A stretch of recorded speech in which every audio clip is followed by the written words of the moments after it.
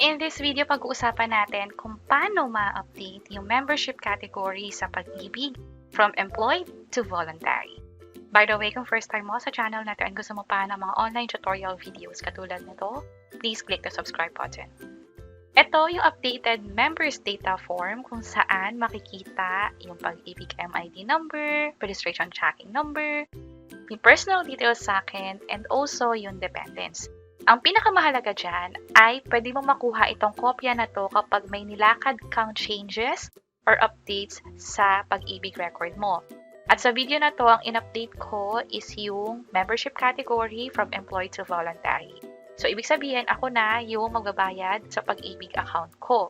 Pwede kong taasan, lalo kung gusto kong mas malaki yung pwede kong makuha or maipon nga sa PagIBIG.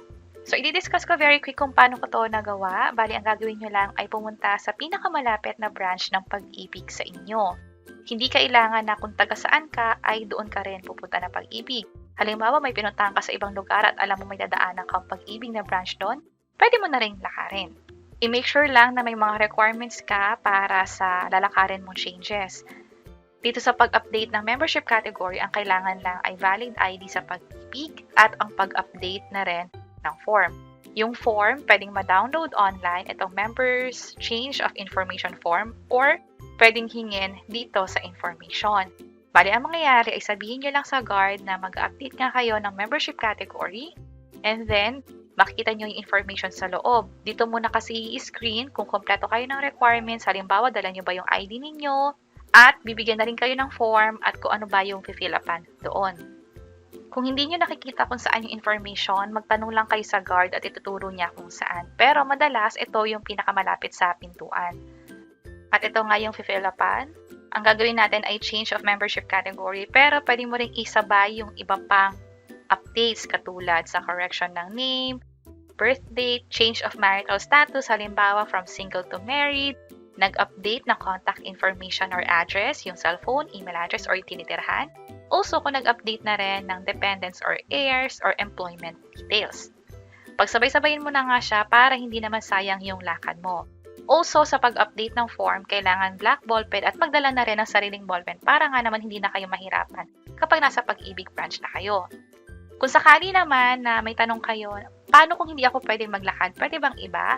Inaalaw ng PagIBIG na ibang tao ang maglakad ng pag-update ng members information. Magdadala lang ng authorization letter at syempre, Xerox ng valid ID mo at ng valid ID rin noong maglalakad ng changes. Also, dito sa PagIBIG, priority ang seniors, PWD at buntis na din. Pagkabigay sa inyo ng form na katulad nito, may makikita kayong mga check kung alin lang yung dapat lagyan ng information. Pero kung lalagyan nyo naman lahat, pati yung address, okay lang din. Pero sasabihin sa inyo kung ano yung pinakamahalagang section dito, kung ano yung dapat sulatan. Again, black ballpen at dapat lahat capital letters yung pagkakasulat. Tandaan din na dapat merong PagIBIG MID number na isusulat dito. Kung hindi nyo alam yung PagIBIG MID number, sabihin sa information para mag-guide kayo kung anong step at anong form ang kailangan ninyo upang malaman ano nga ba yung MID number ninyo, and then eventually, i-update na rin yung record ninyo. Kapag nasulatan na yung members data information o yung form nga, bumalik sa information. Kasi by that time, katulad nito, na-fill upan ko na siya, at yung form na to ay nakuha ko nga sa information, bibigyan na rin niya ako ng number. Kung makapansin nyo, hindi ko na fill upan yung iba, yung change of address, yung preferred mailing address, kasi nga, hindi ko naman kailangan baguhin ito. Chinekan lang nung sa information, yung nag-a-assist sa PagIBIG, kung ano yung mga kailangan kong fill upan. Yung date of birth, hindi ko na rin pinalapan kasi hindi ko naman yan ipapa-update din. At take note, itong number na to, tatawagin ito or magpa-flash dito sa screen. Ito nakikita natin sa harapan. Habang naghihintay tayo, i-check natin kung matatawag na ba yung number. Kung mapapansin nyo, maraming mga transaction na nilalakad dito sa PagIBIG. At yung number na nakuha ko is nasa M, that's registration. So lalapit ako sa counter 5. Based sa example na to. Pero tandaan, pwedeng magbago yung counter, lalo kung maraming counters ang nag-a-assist for registration. At abangan nga pag natawag na yung number mo at lumapit na nga sa tamang counter kapag natawag na or nag-flash na sa screen yung numero mo. At eventually nga, kapag okay na lahat, tatanungin kayo nung officer kung kailangan nyo ba yung printed na members data form. Iba kasi hindi na nila kailangan, so pwede na agad umalis. Pero kung sakaling kailangan mo, pwedeng ma-print agad to habang nakaupo ka, o di naman kaya katulad sa case ko is pinabalik muna ako, pinaghintay muna ako saglit. Siguro umabot ng 5 minutes bago ko nakuha yung members data form kung saan nagre-reflect na nga yung changes na request ko sa Pag-IBIG. Also, kung meron kayong ibang nilalakad, katulad nung nakikita natin dito kanina, maraming transaction. Halimbawa, balak nyo ding mag-loan, or ipa-consolidate yung Pag-IBIG record ninyo, or kahit alin man dito na hindi kasama doon sa pag-update ng members data information, sabihin nyo lang doon sa counter na nag-a-assist sa inyo at bibigyan nila kayo ng continuing number yung term na ginamit nila. Ang nabigay sa akin itong number na to at hintayin lang na matawag yung number ninyo. Sa akin sinabi din ng officer kung saan counter ba ako lalapit. This time either counter 1 or counter 2. Again, iba-iba yan kada branches. So mas maganda tanongin ninyo kung saan most likely pupunta para sa next transaction ninyo. Noong una, medyo nalito pa ako kasi L83 na yung tinawag, pero L82 ako. Akala ko nalampasan na. Yun pala, hindi.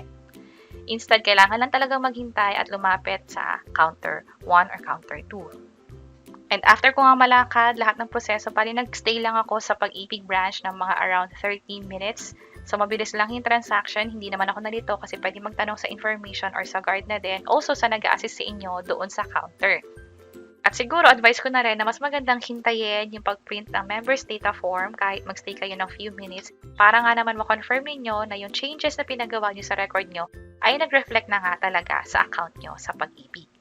So, ganun kadali mag-update ng category sa Pag-IBIG from employed to voluntary. Applicable din tong proseso na to kung ibang category naman, halimbawa self-employed or OFW man kayo. Sana nakatulong tong video na to. Kung oo, pakiclick ang like button. Kung may question naman kayo paano mag-update ng category sa PhilHealth and SSS, pwede nyo i-check itong mga videos sa baba. Sana makatulong and see you sa mga next videos. Bye-bye!